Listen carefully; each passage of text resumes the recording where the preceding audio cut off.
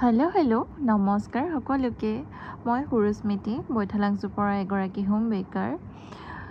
যোৱাকালি কেকৰ অৰ্ডাৰ এটা আছিলে। কেকটো আছিলে মেংগ' ফ্লেভাৰত।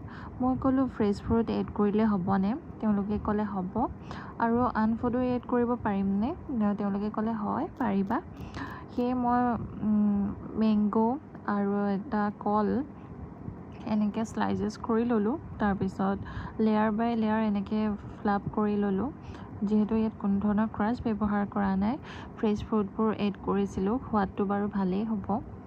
তাৰপাছত অকণমান গ্লেজিং জেল লৈ তাত কালাৰ এড কৰি এনেকৈ ডিজাইন কৰি ল'লোঁ।